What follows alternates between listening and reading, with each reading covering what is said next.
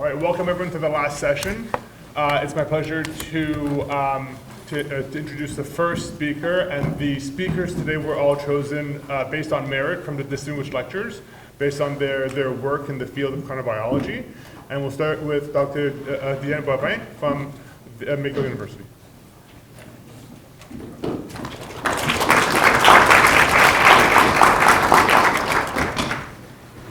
Good for you. Oh, thank you. I'll come more frequently.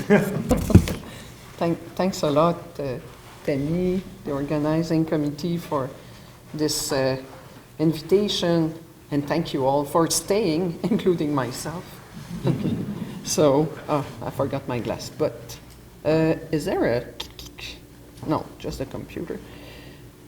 Want to change the slides? C'est ça? OK, bon, c'est bon. All right. We're going to be talking about sex difference in circadian rhythms and a lot of women's circadian rhythms. We know that for a while there is a difference between men and women in circadian physiology. This is mainly the work of Jean Duffy and colleagues who've shown... Do you hear me? Yes. Okay, shown that the circadian period is slightly different in men and women. In average, it's a bit shorter by 5 minutes in average in women, which translate to a much greater difference in the phase angle of entrainment. We're talking about women having their circadian phase for 24 minutes earlier, and you see that from happening. Then, page on, okay. I don't think the mic is working. It's not? No. Do I need to repeat? I heard you fine. Okay, you guys in the back? Yeah. Okay, perfect. You know this nice work also from Till Ronenberg's group about difference in chronotype. And what is interesting is that the chronotype is a dynamic concept. It varies with age, but there's a peak of eveningness which happened a bit earlier in women than in men, and there's a sex difference, mostly between the age of 20 and 50, so during the active reproductive period, okay? And then after the age difference disappears, and this makes us wonder, what is the role of ovarian hormones in affecting the physiology and presentation of circadian rhythms? When we look at ovarian hormones, we know there's estrogen and progesterone receptors in key brain structures for sleep and circadian rhythms. We know a bit more about the estrogens. I'm not going to go in details in where they are, because we're not quite sure what they do. But there's also, as you know, gonadotropic receptors on the SCN, and we don't know that much what they do. The estrogens receptor are more located in the shell part, and the androgens on the core, but we still need more work to understand what's happening. But we know that there's this circuitry to explain sex difference in circadian rhythms. So what is the aim of this talk? Well, is to dive into that question. And first, also following a historical line of the study we did, I'm going to present a study about the effect of the menstrual cycle. So because we're going through hormonal changes, for those of you who still have that. And then over the years, we've been using a similar experimental approach, so we were able to pile up quite a bit of men and women, at least for our standards. Usually we work with small groups. And then new studies that are been presented also by Raphael, who's a PhD student in my group, about circadian changes after menopause and how it compares to young ovulating women. And throughout this presentation, we're going to discuss some of the possible clinical implications. So this is the protocol we've been using throughout the years. I'm going to explain it once, so listen carefully. I know you're kind of tired, I understand. But successive days from top to bottom, time of day on the x-axis, and basically participants are studied individually in a time isolation environment, and after the black bars are sleep or nap, after sleeping at night on their habitual schedule, then we put them on a kind of constant routine, but we let them sleep, or we ask them to try to sleep every 2 hours for 1 hour. And we do that for 3 consecutive days, and after they have an ad libitum sleep period. It's just a group of postmenopausal women. We were a bit more gentle with them. It lasted a day shorter. So altogether, over the years, we've studied 16 men, 12 women, 8 of which were studied at 2 different phases of the menstrual cycle. That was the first study we did. They all had regular menstrual cycle. We followed them several menstrual cycles to make sure, and we make sure they ovulated. That was a lot of work. And so they came back at 2 different times, and we waited the menstrual cycle in between. And an additional 4 women were studied during the mid-follicular phase. Then recently, just before the COVID, we completed the study of 8 postmenopausal women that then we confirm their status because they had the last menstrual period over 12 months ago, and they were older, and one of them was on hormonal replacement therapy. So throughout that protocol, we collected core body temperature throughout, we collected visual analog scales, sleep. Each time you have a black bar out there. We recorded sleep polysomnographically, and we took salivary samples as well. So with that, we're going to be able to address the question, or the aim we just asked. But let's step back a bit to talk about the inspiration of that line of research that came actually from a Canadian researcher, Ellen Driver. I think she was doing a PhD or postdoc in Zurich at that time. But what you see, what she did, she studied women who came sleep at the lab every second night throughout a whole menstrual cycle. That's the results you see there. And then she looked at the various sleep stages. And then I compared that to the circadian variation of sleep done, and this is the group of Chuck Seisler and the work of Dirk Jan Dijk and colleagues. And the results of the forced desynchrony experiment, where you're able to partial out the effect of the circadian phase and the homeostatic component. And you see similarity similarities in the relationship between the core body temperature that you see on the bottom and some sleep stages. Namely, between the two cycles, menstrual cycle and circadian cycle. Namely, when the core body temperature is high, which corresponds to the red square, REM sleep is low, okay? And you get some higher spindle frequency activity. When it's lower, when it's in blue, then you get high. Well, c'est quoi ça? Okay, yeah, lower body temperature, higher REM sleep, higher body temperature, lower REM sleep, and that's mainly. And the sigma activity also has these kind of similar relationships. So that was the basis of the question: is there an interaction between the circadian cycle and the menstrual cycle? So that's why we did this experiment where we did the ultra rapid sleep-wake cycle at 2 different menstrual phases in order to see whether the circadian variation of sleep would differ between the follicular and luteal phase. It's kind of a very short way, not as sophisticated as the forced asynchrony, but a short way to go get data on the circadian variation of sleep and alertness, and collect also circadian markers such as the core body temperature and the melatonin. I think this was salivary melatonin.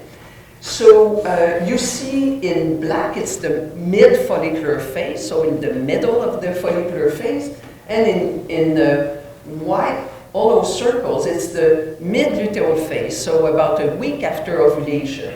So we didn't see much difference in the melatonin, but we saw the very well-known difference in core body temperature. Namely, the rectal temperature, so core temperature, is increased during sleep, and also even a bit before sleep, but it's increased during the luteal phase as a result of progesterone. But the phase was not different. And in terms of sleep, we saw that when women were studied during the luteal phase, the circadian variation of REM sleep and its expression was reduced.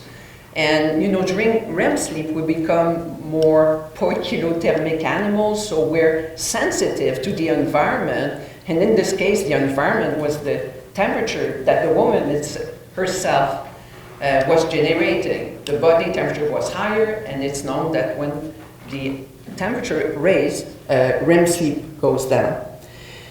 I have to say, all of the participants to all of these studies were healthy sleepers, and the protocol has been adjusted for their habitual sleep-wake time. So before they came to the lab, they maintained a regular sleep schedule of 8 hours sleep darkness per night for at least 2 weeks, if not 3 sometimes.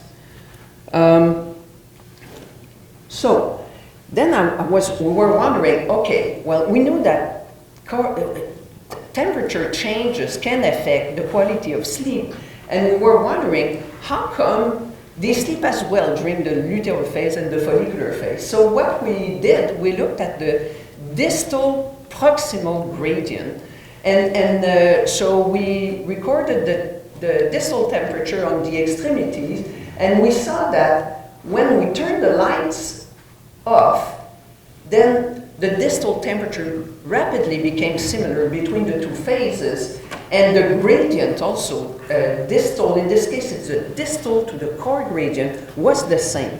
So despite the fact that core body temperature was higher, when they went to bed, the thermoregulatory changes were similar, and so sleep latency was similar as well. So then, the next question, we looked at the sex differences. So we looked at the melatonin and the core body temperature. The melatonin, we didn't find differences in our study. I know other groups have, but there were little experimental differences. But there was an advance of about 1 hour of the core body temperature minimum relative to the wake time in women. That means that for the same sleep schedule, women go to bed at a later circadian phase compared to men, because the circadian system is advanced a bit. Okay. And we saw also that looking at the circadian variation of alertness, that women were more sleepy. So this is a bipolar sleepy alert scale. So they tended to be less alert or more sleepy at night than men. And there was also this phase advance. I should say this is rather the diurnal variation. So the phase was advanced. They were, and they were sleepier more at night. And at the same time, another group from Durkin's lab group, so Santi et al., published also in PNAS, and they added to that also cognitive testing.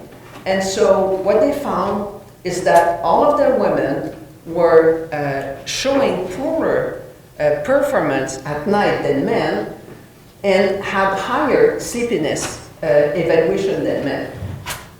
And they had higher melatonin secretion than men. However, 9 of their 18 women were on oral contraceptives, and this can affect the secretion of melatonin. And I'm not quite sure what the phase of the menstrual cycle was.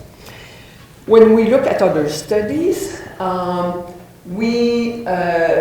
comparing the circadian marker, there was a study by Kane et al. They did find that the melatonin, the amplitude was higher, and it was earlier in men than in women, but they didn't control for the menstrual phase, and based on the results of the core body temperature, probably a lot of their women were on the luteal phase. Another group, Gunn et al. From, I think it's the Broskine group, reported a higher secretion of melatonin in women, but all of their women were on oral contraceptives. So I'm presenting you this because I think we need more data on this. What's happening with circadian marker? What are the sex differences? Okay. Now this is a very interesting study from the group of Chuck Seisler, and it's Parisa Vidafar who's published that. What they did, they kept the participant awake all night, so they've been awake for over 24 hours, and I think they did a PVT, psychomotor vigilance test, so it's a reaction time test. And they observed sex differences, but that differed between the phase of the menstrual cycle. So when women were compared to men during the follicular, mean reaction time when it's higher, during the follicular phase, they were showing poorer performance, but they were better during the luteal phase. Okay. So this indicates that, again, ovarian hormones are important, and that we should control, when we do the circadian studies in women, well, we should enroll women first. We have quite a bit of catching up to do in terms of data being collected. We should control for circadian phase, menopausal status, and the use of oral contraceptives. Then when we look at the circadian variation of sleep, it's advanced in women compared to men between around 2 hours. Okay, so this is, I should say, the diurnal variation. So the circadian system is advanced about 1 hour, and within the circadian system, the circadian variation is advanced. But they sleep good. They sleep about the same. So what is the clinical implication of that? Probably is that it fragilizes women, it makes them susceptible to early morning awakening, because, as you know, the dual regulation, dual process regulation of sleep, which is an interaction between the circadian and homeostatic processes, is such that the circadian system sends its strongest sleep signal at the end of someone's sleep, but then starts awakening at that time also. So if it's happening, if the nadir is happening earlier in the sleep period, then women will tend to be able to wake up earlier than men. So summary, so we saw some, okay, let's speed up. The summary is what I said. Okay. Unless you want me to repeat, it's, I think you understood. Let's move to postmenopausal women. Okay, these are newer studies. So again, that same experiment, what we saw is, like in orange, it's the postmenopausal women, and in blue, it's the young one.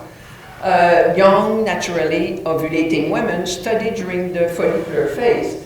So we see that the core body temperature is lower, okay? Either whether you compare it based on time of day or time into the ultraviolet sleep-wake cycle.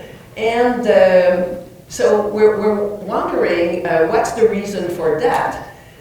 You know that there's wake-sensitive neurons in the preoptic area, the hypothalamus, then their firing is increased with estrogen. So if it's increased, then it should reduce the core body temperature, whereas the reverse is done with progesterone. But so when we look at menopause, it's the ratio of progesterone over estrogen that is interesting, and it's reduced, and as a result, it could explain, at least in part, the reduction of core body temperature. Okay, what we did observe also is a reduction of melatonin secretion. The amplitude is reduced, the amount is reduced. Well, what is the explanation? Is it the role of ovarian hormone? We're not quite sure what's the effect of estrogen or progesterone on melatonin, but we know there could be several aging processes involved in that. Reduction of pineal function with aging, or reduction of what was I talking about? Okay, sorry. Okay, so yeah, so maybe it's a loss of adrenergic receptor with aging, or maybe also there's a participation of the hormonal changes with aging. Then the circadian variation of sleep. Okay, so that's the very interesting part. So what we saw is that, of course, there's a circadian variation of all sleep stages, but when we look at total sleep time, we see that women sleep about the same amount during the nap schedule during their habitual sleep period, and they sleep more. Postmenopausal women, they sleep more during the daytime. We're kind of surprised.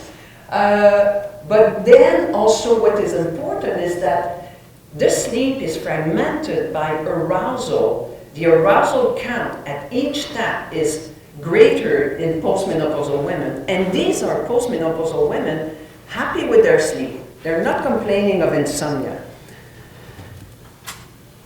Then when we look at alertness, we found also that they're more alert during the nighttime than the young ovulating women. So, if I wrap up, okay, so what this suggests actually that after menopause, when there's a drastic drop of ovarian hormones, the circadian regulation of sleep and waking is impaired. And to understand that, I'd like to refer to the study of Mong and colleague. What they did, they ovariectomized women, okay, and then, not women, female. Yeah, that would be easy if we could do that.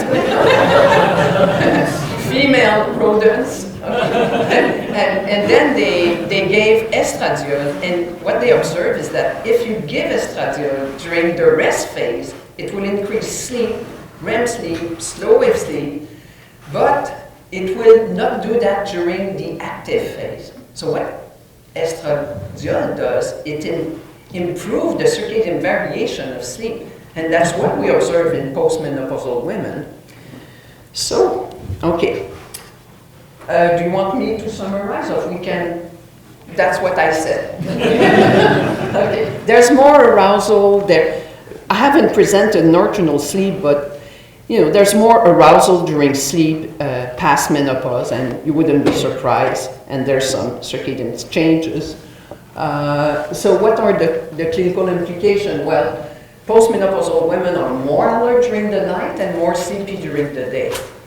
Does it mean that they should do the night shift? No, there's some seniority issue that comes, and there's some also health issue when you get to that age. Often in that population you have a lot of medical problems that appear, but there's a weakened circadian signal, and thus this can contribute to impaired health.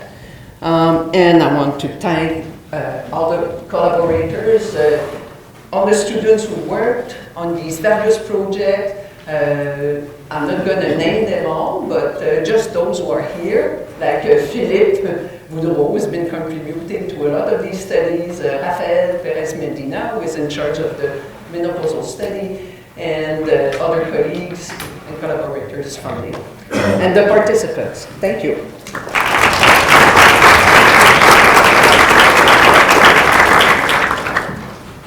We'll take one question.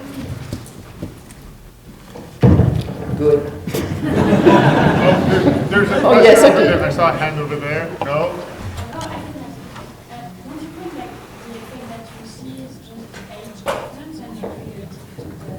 That's always a tough question. It's difficult with this paradigm to partial that out. So that's why we need animal research to help us understand. So we're very happy about Jessica Tmong research. But you know, hormonal changes are part of the aging process. It's more concentrated in women around menopause, but it happens in men. I think it's a drop of 2% testosterone level per year or something like that, starting in the